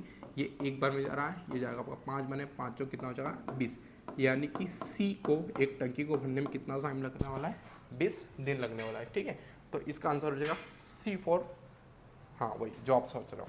ठीक है, चलो तो अब करते हैं क्वेश्चन नंबर 14। देखो क्वेश्चन लेवल के नहीं दिख रहे हैं, क्वेश्चन में केवल कॉन्सेप्ट है। मेरी स्पीड इसलिए क्योंकि हम ये कर रहे हैं प्रैक्टिस सेट, ना कि फाउंडेशन कर रहे हैं। ठीक है, तो प्रैक्टिस सेट में अब हम बढ़ते हैं। क्वेश्चन नंबर देखें 14। तो स्टॉपेज को छोड़कर एक्सक्लूडिंग स्टॉपेज एक बस की गति 60 किलोमीटर प्रति घंटा है और स्टॉपेज सहित यह 42 किलोमीटर घंटा है। कितने मिनट के लिए स्टॉपेज प्रति घंटा है। देखो इसके लिए एक फॉर्मूला है, मैं आपको बता रहा हूँ। जब भी बात करते हैं स्टॉपेज टाइम की, किसकी टाइम कर रहे हैं, स्टॉपेज टाइम की यदि बात करते हैं तो इक्वल टू में रखना हमेशा डिफरेंस आपको निकालना है किसका, स्पीड का, डिफरेंस इन बोथ स्पीड। और बटे में क्या रखना है, बटे में आपको क्या रखना है, जो जिसकी स्टॉपेज द्वारा स्पीड नहीं है तो यहाँ पर आपको रखना है स्पीड किसकी, एक्सक्लूडिंग स्टॉपेज। मैं बता रहा हूँ, सारी चीज़ें बता रहा हूँ, हिंदी में बताऊँ। और इनटू हमेशा आपको टाइम करना है 60 में, क्योंकि हमको हमेशा आंसर का में चाहिए, मिनट के अंदर चाहिए। देखो जब भी हमको स्टॉपेज का यानी कि हमको रुकावट का, स्टॉपेज का समय ज्ञात करना है। क्या ज्ञात करना है, समय ज्ञात करना है ना। और डिफरेंस इन स्पीड यानी कि हमको अंतर निकालना है ना, काय का, चाल का अंतर, चाल को क्या निकालना है, अंतर निकालना है। और यहाँ पर बटे में आपको क्या रखना है, बटे में रखना है स्टॉपेज को छोड़कर एक बस की गति, यानी कि स्टॉपेज को छोड़कर गति। इतना आ गया समझ में। तो ये था पूरा, और इसमें इंटू में क्या करना है आपको 60 में करना है। ठीक है, तो सारी चीज़ें हम यहाँ पर इम्प्लाई करते हैं। देखो इम्प्लाई कैसे कर रहे हैं वो भी समझना। इंस्ट्रूमेंट टाइम इसको मैं थोड़ा सा छोटा कर देता हूँ। इंस्ट्रूमेंट टाइम निकालना है तो टी लिख दिया मैंने यहाँ पर। चाल का अंतर देखो 60 में से आपको 42 माइनस करना है, तो 60 में से जब 42 माइनस करोगे कितना आ रहा है आपका आंसर, तो ये आएगा आपका 18। कितना आ रहा है, तो 18 ऊपर रखें। और स्टॉपेज को छोड़कर गति, स्टॉपेज को छोड़कर गति कितनी आ रही है आपको, 60 आ रही। कितनी आ रही है, तो 60 को बटे में रखना है और इंटू आपको मिनट के लिए चेंज करना है तो इंटू 60 करना है। तो 60 से ये 60 कैंसिल आएगा, यानी कि 18 मिनट उसका स्टॉपेज वाला टाइम लगने वाला है।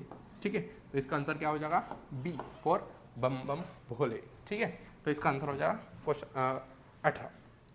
आ गया समझ में। ठीक है, ये वाला जो कॉन्सेप्ट है, यहाँ पर हमको ये वाली क्लास जो मैंने प्रैक्टिस सेट लगाई है आपको 100 क्वेश्चन 100 कॉन्सेप्ट एसएससीडी के लिए बहुत इंपॉर्टेंट है ना।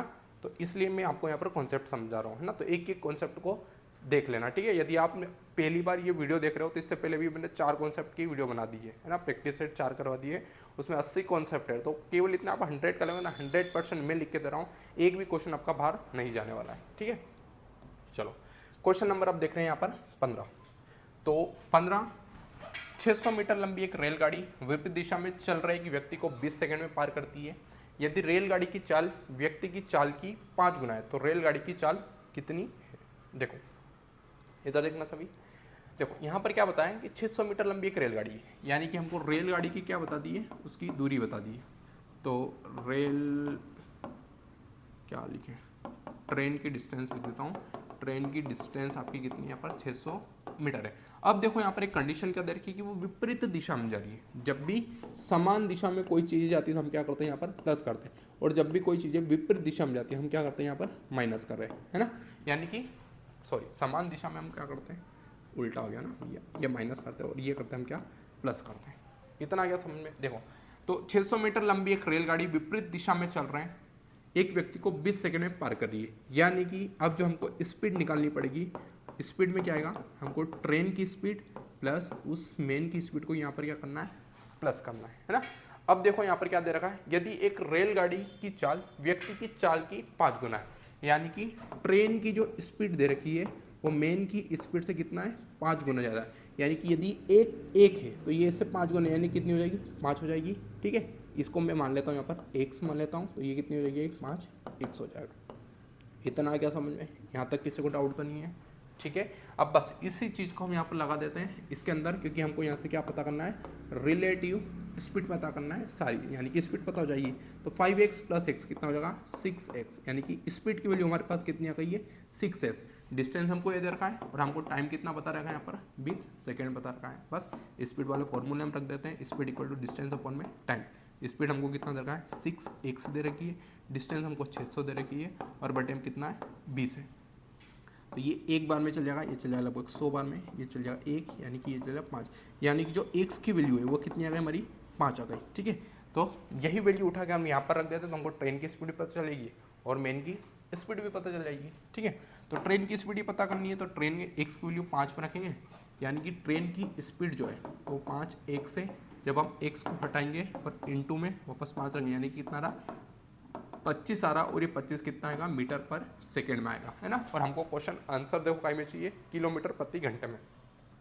तो जब भी हम 25 हमारा मीटर पर सेकेंड है, इसको किलोमीटर प्रति सेकेंड, यानी कि मीटर पर सेकेंड से जब भी हम किलोमीटर प्रति आवर में जाते हैं तो गुणा हमेशा करते हैं 18/5 का, काय का करते हैं, 18/5 का करते हैं। और जब भी हम किलोमीटर प्रति आवर से काय में जा रहे हैं, मीटर पर सेकेंड में, तो हमेशा हम गुणा काय करेंगे, 5/18 का करेंगे। इतना आ गया समझ में, ठीक है। तो यहाँ पर हमको कितना दे रखा है, 25 दे रखा है, और हमको काय में देना किलोमीटर प्रति आवर में, तो यहाँ पर गुणा काय करेंगे, 18/5 का। तो 5 एकम 5 और 5 25, 18 पंजे कितना हो जाएगा आपका, 90 किलोमीटर प्रति घंटे की चाल से आपकी क्या चल रही है, यहाँ पर ट्रेन चल रही है, ठीक है। यानी कि इसका आंसर क्या हो जाएगा, बी फॉर बम बम भोले, ठीक है। तो ये था आपका क्वेश्चन नंबर 15। आगे बढ़ते हैं, अब देख रहे हैं यहाँ पर क्वेश्चन नंबर 16 देख रहे हैं, ठीक है। तो देखो क्वेश्चन नंबर 16 में हमको क्या दे रखा है, एक नाविक को नाव से 30 किलोमीटर की दूरी तक जाने और वापस आने में 14 घंटे का समय लगता है। वह पाता है कि वह जितने समय में धारा की दिशा में 10 किलोमीटर नाव चला तो उतने ही समय में धारा के विपरीत 4 किलोमीटर नाव चल सकता है। धारा की चाल ज्ञात कीजिए। देखो क्वेश्चन क्या दे रखा है कि एक नाविक को नाव से 30 किलोमीटर की दूरी तक जाने और वापस आने में, 30 किलोमीटर जाता भी है, 30 किलोमीटर आता है, यानी कि 30 किलोमीटर वो जा रहा है आपका डाउन स्ट्रीम और 30 किलोमीटर ये आ रहा है आपका अप स्ट्रीम, और इन दोनों को करने में उसको समय कितना लग रहा है, टोटल 14 घंटे लग रहा है। यानी कि यहाँ से हम पता कर सकते हैं कि एक डिस्टेंस है कितनी तरह की है, 30 किलोमीटर वो डाउन स्ट्रीम में जा रहा है, प्लस फिर 30 किलोमीटर वो अप स्ट्रीम में आ रहा है, यानी कि धारा के प्रतिकूल आ रहा है, और इसको करने में जो टोटल समय लग रहा है उसको कितना लग रहा है, 14 घंटे लग रहा है। इतना आ गया समझ में, ठीक है। यही तो हमारी पहली लाइन है। कौन से नंबर की लाइन बना रखी है, फर्स्ट नंबर की ये लाइन बना रखी है ना। देखो क्वेश्चन जब आप एक एक लाइन पकड़ के इम्प्लीमेंट करोगे ना तो ही ये आपका इजी होने वाला है ना। एक क्वेश्चन पढ़ के देख लो और क्या हो रहा है तो फिर कुछ नहीं होने वाला है ना। तो एक एक लाइन को देखते हैं। अब देखो, अब वह पाता है कि वह जितने समय में धारा की दिशा में जा रहा है, धारा की दिशा में जाना है यानी काय में जा रहा है, डाउन स्ट्रीम में 10 किलोमीटर नाव चला सकता है, उतनी ही समय में 4 के धारा के विपरीत 4 किलोमीटर नाव चला सकता है। अब देखो इससे पहले इधर देखना कॉन्सेप्ट समझते हैं। जब भी हम डिस्टेंस का फॉर्मूला पढ़ते हैं तो डिस्टेंस का फॉर्मूला क्या होता है, स्पीड इनटू टाइम होता है ना। यानी कि यहाँ पर डिस्टेंस जो है वो हमेशा निर्भर किस पर रहेगा, स्पीड पर भी रहने वाला है। यानी कि यहाँ पर डिस्टेंस जो रहेगा वो हमेशा निर्भर किस पर रहने वाला है, टाइम। यानी कि इसका मतलब ये कि जितनी हम स्पीड बढ़ाएंगे उतनी आपकी डिस्टेंस भी बढ़ेगी, जितना हम टाइम में बढ़ाएंगे उतनी क्या बढ़ने वाली है, आपकी डिस्टेंस बढ़ने वाली है। ठीक है, तो ये कॉन्सेप्ट आपको याद रखना है। अब ये कॉन्सेप्ट यहाँ पर किससे इंप्लाई किया है ये समझना। देखो यहाँ पर क्या बताया हमको कि जितने समय में धारा की दिशा में 10 किलोमीटर जा रहा है, कितनी दिशा में, धारा की दिशा में, यानी कि ये कितनी अप स्ट्रीम, और यहाँ पर डाउन स्ट्रीम की बात कर रहा है। अप स्ट्रीम में कितना जा रहा है वो 10 किलोमीटर, डाउन स्ट्रीम में 10 किलोमीटर, उतने ही समय में वो कितना 4 किलोमीटर डाउन स्ट्रीम में जा रहा है। सॉरी, धारा की दिशा में जा रहा है तो डाउन स्ट्रीम और अप स्ट्रीम आएगा। ये आ रहा आपका डाउन स्ट्रीम और ये आएगा आपका अप स्ट्रीम आ रहा है। ठीक है, इतना आ गया समझ में। तो ये क्या है, इस पे निर्भर कर रहा है, स्पीड पे, यानी कि समय की बात कर रहा है तो समय भी हम यहाँ पर ले सकते हैं। ठीक है, यानी कि इसी का सेम रेशो आपका टाइम का हो जाएगा। तो इसको जब काटेंगे तो कितना आ रहा है 2 और इसको काटेंगे 5, यानी कि यहाँ से 5:2 क्या आ रहा है, समय आ रहा है। क्या आ रहा है, समय आ रहा है। जब इसको हम जोड़ रहे हैं तो कितना आ रहा है हमारा, 7 आ रहा है। हमारे हिसाब से 7 आ रहा है, क्वेश्चन के हिसाब से टोटल कितना दे रहा है आपको, 14 घंटे दे रहा है। कितना दे रहा है, 14, यानी कि लगभग कितना 2 गुना। यानी कि इसमें यदि हम 2 गुना करेंगे तो यहाँ पर आएगा 10, इसमें हम 2 गुना करेंगे तो यानी कि कितना आ रहा है आपका, 2 गुना करें तो 4, यानी कि वो जब डाउन स्ट्रीम में जा रहा है तो उसको 10 घंटे लग रहे हैं, अप स्ट्रीम में आ रहा है कितने घंटे लग रहे हैं, 4 घंटे लग रहे हैं। इतना आ गया समझ में, यहाँ तक तो किसी को डाउट नहीं है। ठीक है, देखो अब यहाँ से हम एक चीज़ और कर रहे हैं। अब देखना कि धारा की चाल हमको पता करनी है, तो डाउन स्ट्रीम हम सारी वैल्यूज यहाँ पर रख देते हैं। तो देखो जल्दी से हम रखते हैं यहाँ पर डाउन स्ट्रीम की वैल्यूज, तो 30 बटे में डाउन स्ट्रीम। अब ये डाउन स्ट्रीम का आपको पता है क्या होता है हमेशा, b माइनस डब्ल्यू, और अप स्ट्रीम में क्या होता है b प्लस डब्ल्यू। इतना आ गया समझ में। तो डाउन स्ट्रीम में हमको क्या रखना है, b माइनस डब्ल्यू, और यहाँ से हमको क्या की वैल्यू 10 की, तो एक जीरो से ये जीरो कैंसिल, तो b माइनस डब्ल्यू की वैल्यू कितनी आ गई यहाँ से 3। एक इक्वेशन आपकी ये बन गई है। दूसरी इक्वेशन भी यही बना लेते हैं, दूसरी इक्वेशन भी यही बनाते हैं अप स्ट्रीम की, तो 30 बटे अप स्ट्रीम, तो b प्लस डब्ल्यू और इक्वल टू कितना रखना है, 4 रखना है। ये कितना हो रहा है आपका, 2 बार में जगह, ये जगह 15 बार में, ये एक बार में, तो ये लगभग 7.5 बार में। यानी कि b प्लस डब्ल्यू की जो इक्वेशन बनी वो कितनी बनी है आपकी, 7.5 बनी है। ठीक है, तो ये इक्वेशन और ये इक्वेशन इनको सॉल्व करते हैं। तो एक है आपकी b minus W equal to आपकी 3 दे रखी है, एक दे रखी b प्लस डब्ल्यू कितनी दे रखी है, 7.5 दे रखी है। यानी कि ये गया 2b, कितना है आपका 7 और 3 10, यानी कि यहाँ से b की वैल्यू यदि आपको पता करनी है तो b की वैल्यू कितनी आ रही, 10.5 बटे में कितना आएगा, 2 पॉइंट हटाए तो 0, कितना आया 0। यानी कि केवल यहाँ से हमको बोर्ड की वैल्यू कितनी पता चली है, 105 बटे में 20। अब हमको w की पता करनी है तो बस ये किसी भी एक इक्वेशन में यहीं पर रख देते हैं या फिर यहाँ पर रख देते हैं, है ना। तो ये कितना है, b minus W equal to 3, b की जगह हमको वैल्यू कितनी रखनी है, 105 बटे में 20 रखना है ना। ये माइनस डब्ल्यू को जाएगा प्लस का और ये 3 इधर आ जाएगा, तो 105 बटे में 20 माइनस 3 इक्वल टू डब्ल्यू। अब यहाँ पर एलसीएम लेते हैं, एलसीएम कितना आ रहा है नीचे 20 आ रहा है, 105 और ये कितना हो जाएगा 105 हो रहा है, और ये कितना हो जाएगा आपका 60 इक्वल टू डब्ल्यू चल रहा है। इसको सॉल्व करते हैं, 105 में से आपका कितना जाना है, 60 जाना है, कितना बच रहा है आपका 45 बच रहा है, और बटे में कितना है 20, और ये कितना है आपका डब्ल्यू। अब इसको काट रहे हैं हम कितने बार में, तो ये लगभग 9 बार में जा रहा, और ये जाएगा आपका 4 बार में, है ना। तो 4 दूना 8, बचा कितना 2, और फिर बचा, और यहाँ पर इसकी स्पीड आ गई, किसकी, धारा की। तो धारा की स्पीड कितनी आ गई इसमें 2.24, या फिर यहाँ से हम डायरेक्ट 9/4 भी थे। तो इसका आंसर कितना आ रहा है, बी फॉर बम बम बोले। ठीक है, तो ये था क्वेश्चन नंबर 16।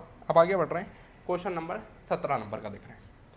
तो ए ने एक व्यापार शुरू किया, इस व्यापार में उन्होंने 4:3 के अनुपात में निवेश किया। यदि ए 2000 पर और निवेश करता है तो उनका निवेश का अनुपात 3:2 हो जाता है। तो ए ने कितने रुपए शुरू में निवेश किए। आपको ऐसा लग रहा है कि सर आज क्वेश्चन तो बहुत अच्छे लेवल का रहा है, लेवल के कुछ नहीं है ना। सारे क्वेश्चन को मैंने नॉर्मलाइज तौर पर किया है। इसके पिछले में जो कर रहे थे हम वो थोड़े पहले ही इजी कर रहे थे, अब यहाँ पर थोड़े लास्ट में आ रहे हैं ना, तो सारा नॉर्मलाइजेशन का खेल है, यहाँ पर भी चल रहा है आपका। ठीक है, तो करते हैं। तो ए और बी ने एक व्यापार शुरू किया, है ना। ए था, एक व्यक्ति कौन था, बी। उसने निवेश सबसे पहले कितने किए, 4:3 3 करता है। कितने करता है? 4:3 करता है। लेकिन बाद में पता नहीं एक को क्या ही हुआ और वो 20,000 रुपये और निवेश करता है, तो उनका बाद वाला अनुपात कितना हो जाता है? 3:2 हो जाता है। कितना हो जाता है? 3:2 हो जाता है। ठीक है, तो देखो इसको एक कॉन्सेप्ट है इजी वाला है, वो भी यहाँ पर बताता हूँ, और इस कॉन्सेप्ट में रेशो में कैसा करना है वो बता दो। देखो यहाँ पर केवल कौन कर रहा है? ए और अधिक कर रहा है, यानी कि 400 को कितना आ रहा है? 3। लेकिन बी ने तो कुछ नहीं किया, बी का पहले का जो था वो भी क्या होना चाहिए? अभी का भी होना चाहिए, यानी कि यहाँ पर 3 और यहाँ पर कितना है? 2। तो इनको हमको क्या करना है? बराबर करना है। तो बराबर करने के लिए एलसीएम में तो 6 आएगा, तो यहाँ पर 2 का गुणा, तो यहाँ पर भी क्या करना पड़ेगा? 2 का गुणा। क्यों? क्योंकि आपको ये चीज़ें पता है कि जब भी रेशो में हम किसी को भी एक के भी अंदर दखल करते हैं तो वो पूरा रेशो ही दखल करवाता है। तो ये भी इंटू 3 और ये भी कितना हो जाएगा? इंटू 3। यानी कि अब जो रेशो आएगा आपका नया वाला वो ए अनुपात बी का, न्यू वाला यहाँ पर लिख देता हूँ। 4 दूना कितना हो जाएगा? 8 हो रहा है, और 3 दूना कितना हो रहा है? 6। ये भी 3 दूना कितना हो रहा है? 6, और यहाँ पर 3 तिया 9। यानी कि यहाँ से यहाँ कितना बढ़ा है? +1 बढ़ा है, और यहाँ से यहाँ कितना बढ़ा है? +0। क्योंकि बी तो कोई ना कम कर रहा है ना ज़्यादा कर रहा है, बड़ा को ना है, केवल बी ए बढ़ा रहा है। तो ए 8 से 9 गया, यानी कि 1 बढ़ा हमारे हिसाब से बढ़ा, और क्वेश्चन के हिसाब से कितना बढ़ रहा है? +20,000। कितने बढ़ा रहा है? 20,000। तो हम तो पता ही है कि ए ने कितने रुपए शुरू में निवेश करते, बस एक की वैल्यू हो गई, एक की वैल्यू इसमें गुणा कर दो, तो 8 का गुणा कर देंगे हम डायरेक्ट इसमें तो कितना हो जाएगा? 8 दूनी 16,000। ठीक है, तो इसका आंसर कितना हो जाएगा आपका? ये 1,60,000। ठीक है, आगे समझ में है? Question easy. ठीक, अगला क्वेश्चन कर रहे हैं, क्वेश्चन नंबर 18 कर रहे हैं। तो 10 प्रति लीटर का मिश्रण प्राप्त करने के लिए 15 लीटर वाले दूध में पानी किस अनुपात में मिलाया जाना चाहिए कि पानी निःशुल्क उपलब्ध है? और पानी क्या है? निःशुल्क उपलब्ध है, मिस्टर एजुकेशन का है। पानी आपको जब भी बात करें निःशुल्क की, यानी कि निःशुल्क का मतलब क्या होता है? ₹0 होता है ना। तो 10 रुपये प्रति लीटर का मिश्रण प्राप्त करना है हमको। कितने रुपए का करना है मिश्रण प्राप्त? तो हमको बीच में कौन सी वैल्यू रखनी पड़ेगी? ₹10। एक तरफ क्या रहेगा आपका? पानी, और दूसरी तरफ आपका क्या रहेगा? दूध, गाय का, है ना। तो पानी क्या आपको निःशुल्क रखना है, उसमें ₹0 रखने हैं। और यदि आपको दूध, तो दूध आपको कितना रखना पड़ेगा यहाँ पर? ₹15। ठीक है, इसका केवल आपको क्या बताना है? रेशो बताना है। तो ये 10 में से 0 जाएगा तो कितना बचेगा यहाँ पर? 10, और 15 में से 10 जाएगा कितना बचेगा? 5। किस अनुपात में आ रहा है? तो ये 1 बार में और ये जा रहा है 2 बार में, तो 1:2 आपका आंसर हो जाएगा। 1:2। आओ कभी शहर में, हवेली में, जहाँ भी जाना है वहाँ जाओ। ठीक है, तो ये था क्वेश्चन नंबर 18। अब करें हम क्वेश्चन नंबर 19। ठीक है, तो क्वेश्चन नंबर 19 है आपका, एक शंकु को छिन्नक का आयतन जिसकी त्रिज्या 8 सेंटीमीटर और 10 सेंटीमीटर है और ऊंचाई 21 सेंटीमीटर। देखो शंकु के छिन्नक का आयतन, छिन्नक यानी कि फ्रस्टम ऑफ ए कॉन। एक होता है आपका कोन, होता है कोन। क्या होता है? कोन। जब इसको यहाँ से ऊपर से कट कर देते हैं, कहाँ से? यहाँ से कट कर देते हैं। अरे कट कुछ ज़्यादा हो गया है, ये कुछ यहाँ से ऐसे कट कर देते हैं, तो एक आपका कुछ इस प्रकार का क्या बन जाएगा? इसको बोलते हैं हम छिन्नक, या फिर इंग्लिश में इसको बोलते हैं फ्रस्टम बोलते हैं, जब इसको कट किया, है ना। तो ये चीज़ हमको दे रखी है, यानी कि एक कुछ इस प्रकार से आपको एक फ्रस्टम दे रखा है, और इसका हमको आयतन पता करना है। तो देखो जिसकी त्रिज्या 8 सेंटीमीटर 10 सेंटीमीटर, यानी कि एक त्रिज्या आपको यहाँ देखने को मिलेगी, एक त्रिज्या आपको यहाँ देखने को मिलेगी। ठीक है, तो इसको छोटी को आर देते, तो बड़ी आर को ये मैंने आर बड़ा नाम दे दिया। और इसकी ऊंचाई, तो उसकी ऊंचाई तो वही रहेगी आपकी, तो ये क्या रहती है? आपकी हाइट रहती है। यानी कि इसकी वैल्यू हमको, वैल्यूज़ कितनी दे रखी है? एक की वैल्यू हमको कितनी दे रखी है? यहाँ से यहाँ तक 8 दे रखी है। इसकी वैल्यू हमको कितनी दे रखी है? 10। और आपको हाइट की वैल्यू कितनी दे रखी है? 21 सेंटीमीटर दे रखी है। और आपसे यहाँ पर क्या पूछा है कि इसका हमको बता दो वॉल्यूम, या फिर इसका आप बता दो आयतन, बता दो। क्या बता दो? आयतन। तो इसका आयतन क्या होता है? तो इसका आयतन का फॉर्मूला होता है 1/3 इंटू पाई। आर का जो होता है वो होता है पहले आर का स्क्वायर, फिर आएगा आर का स्क्वायर, फिर आएगा आर इंटू आर, और फिर होता है इंटू में एच। इतना आ गया समझ में? किसी को डाउट तो नहीं है? ठीक है, तो 1/3 इंटू पाई की वैल्यू कितनी? 22/7 रहती है। आर का स्क्वायर, आर पहले बड़ा स्क्वायर है तो ये कितना हो जाएगा आपका 100, फिर प्लस छोटे आर का स्क्वायर कितना? 8 कितना होता है 64, और प्लस आर इंटू आर, तो 8 और इसका इंटू कितना करेंगे 80, और इंटू हाइट की वैल्यू कितनी आपको दे रखी? 21 दे रखी। कितनी दे रखी? 21 दे रखी। ठीक है, तो इसके वॉल्यूम का आप ये पूरा सॉल्व करके मुझे इसी का आंसर जल्दी से कमेंट में भी बताना। ठीक है, अगला क्वेश्चन देख रहे हैं, क्वेश्चन नंबर आपका है 20। तो देखो क्वेश्चन नंबर 20 आपका, 2D से। तो एक समकोणीय समद्विबाहु त्रिभुज का कर्ण 18√3 सेंटीमीटर है। तो त्रिभुज का क्षेत्रफल आपको यहाँ से ज्ञात करना है। देखो समकोणीय समद्विबाहु यानी कि राइट एंगल आइसोसेलेस ट्राइंगल दे रखा है, यानी कि एक दे रखा है आपको, एक मिनट उसको मैं व्यवस्थित तरीके से लेकर यहाँ आते हैं, ये रहा आपका, इसको मैं यहाँ पर बना देता हूँ, बराबर दिख रहा है। हाँ, तो देखो अब इससे हमको कंडीशन क्या दे रखी है कि ये वाली जो लाइन है ये हमेशा इसके क्या है, बराबर है, जब भी तो ये समद्विबाहु, और ये कितने डिग्री का बनाना है हमको, 90 डिग्री का है, ठीक है। समद्विबाहु समकोण त्रिभुज है, और आपको पता है 90 डिग्री के सामने वाली जो साइड रहती है वो क्या रहती है, हमेशा हाइपोटेनस रहती है। ये वाली जो लाइन है इस पर खड़ी, इसको क्या बोलते हैं हम, लंब बोलते हैं, और ये क्या रहती है आपकी, आधार रहती है ना। तो अब देखना यहाँ पर क्वेश्चंस, इस क्वेश्चन को कैसे उड़ाते हैं। तो देखो समकोण द्विबाहु का त्रिभुज का कर्ण यानी कि हाइपोटेनस की वैल्यू हमको कितनी दे रखी है यहाँ पर, 18√3 दे रखी, कितनी दे रखी, 18√3 देखिए। तो त्रिभुज का हमको पूरा क्या बताना है, क्षेत्रफल बताना है। अब यहाँ पर हमको ये बता रखा है कि आइसोसेलेस ट्राइंगल यानी कि यहाँ से यहाँ तक की पूरी वैल्यू ए रहेगी। तो यदि ये भी है, ये भी बराबर है, तो ये भी कितनी रहने वाली, ये रहने वाली है। तो यहाँ पर हम सबसे पहले क्या यूज करेंगे, पाइथागोरस प्रमेय। पाइथागोरस प्रमेय क्या होता है, h² = p² + b² है ना, पाइथागोरस थ्योरम है। हाइट का स्क्वायर, हाइपोटेनस का स्क्वायर हमको कितना दे रखा है यहाँ पर, 18√3, और इसका स्क्वायर p² की जगह हमको a² रख देना, और बेस पे भी सेम रखना है, क्या रखना है आपको, a का स्क्वायर रखना है, क्या रखना है, a का स्क्वायर कितना हो जाएगा, 2a² हो जाएगा। 18 का स्क्वायर कितना होता है, 324 होता है, और इंटू कितना हो जाएगा, इंटू 3 हो जाएगा। इतना आ गया समझ में। जब इसका हम गुणा भाग ये डिवाइड करने तो ये एक बार मिल जाएगा, और लगभग कितना 16 × 3, और इंटू कितना है 3, इसका इंटू करने 3 दूना 6, 6 × 18 का 8, हासिल 1, 3 एकम 3 और 1 4, 486 आपकी काय की वैल्यू आ गई है, a² की, काय की आ गई, a² की वैल्यू आ गई, ठीक है। a² को कुछ नहीं करना, क्योंकि हमको यहाँ पर क्या बताना है, त्रिभुज का क्षेत्रफल बताना है, और त्रिभुज का क्षेत्रफल आपको पता है, एरिया ऑफ ट्राइंगल क्या होता है, 1/2 इंटू लेंथ इंटू, है ना, यानी कि ये भी कितना आपका L A ही है, और ये भी कितना है B, यानी कि यहाँ से आपको क्या पता है, a² है। तो 1/2 a² की वैल्यू कितनी है आपको, 486 दे रखी है, इंटू में बस इसको उड़ा दो, तो ये एक बार में, तो ये जाएगा 2 4 3 बार में ना, तो 2 4 3 आपका क्या हो जाएगा, यहाँ पर इसका मान हो जाएगा 2 4 3 सेंटीमीटर का स्क्वायर है, त्रिभुज का ये क्षेत्रफल है, ठीक है। आ गया समझ में। तो ये थे आपके प्रैक्टिस नंबर 5 के डिस्कशन, ठीक है। तो मैंने SSCD की एग्ज़ाम्स के पहले मैंने सारे आपको अपलोड कर दिए हैं 5 प्रैक्टिस सेट, तो जल्द से जल्द प्लेलिस्ट पर जाकर देख लेना। और यदि और भी किसी एग्ज़ाम्स के चाहिए तो कमेंट में हमको जरूर बताना कि किस एग्ज़ाम्स के आपको प्रैक्टिस टेस्ट चाहिए। तो लगभग ये 100 क्वेश्चन थे, 100 कॉन्सेप्ट है, 100% आपकी एग्जाम में छपने वाले हैं। तो एक भी कॉन्सेप्ट को छोड़ना मत, अच्छे से नोट्स बनाकर इसको रट लेना।